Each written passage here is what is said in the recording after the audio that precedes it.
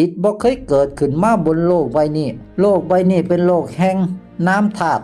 รูปธาตุเมื่อจิตได้สร้างน้ำธาตุกันมาแล้วเกาะแล้วอาศัยน้ำธาตุกับปรุงแต่งรูปธาตุกันมาต่อถือครองว่าเป็นเฮาเป็นของเฮาเสียว่าเสียงที่เว้าอยู่นี่เฮากระทั่งเว้าเอาแล้วมีเฮาขึ้นมาแล้วนะจุดเริ่มต้นเนี่ยเริ่มต้นจากความที่บ่ได้เป็นหยังเลยเป็นธาตุว่างเปล่าใส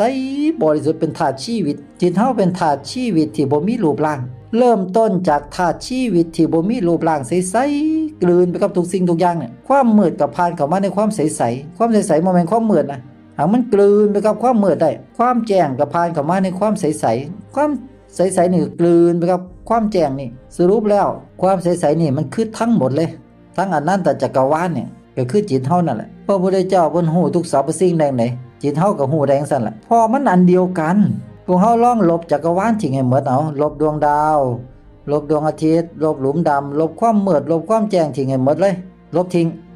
มันจะเหลือแต่ความว่างเปล่าใสๆอยู่เอาอย่างลบมันลบทิ้งเอาสมมุติว่าเฮาลบร่างกายทิ้งเอาเฮาวาดรูปร่างกายแล้วก็มีความคิดแล้วก็ลงมาการรู้เฮาเอาอย่างลบมันลบให้หมดเลยลบร่างกายนี่ทิ้งไปบ่เหลือหยังเลยร่างกายนี่บ่เหลือลบเสียงนี่ทิ้งไปลบมโนภาพทิ้งไปลบอารมณ์ทิ้งไปลบอาการที่รับรู้อยู่นี่ลบทิ้งไปสัญญาความจำได้หมายรู้ลบทิ้งไปมันจะเหลือแต่ความว่างเปล่าใสๆอยู่นั่นแหละจิตเฮามันจะเหลือแต่จิตอันเป็นธาตุว่างเปล่าใสๆอยู่จังซั่นล่ะ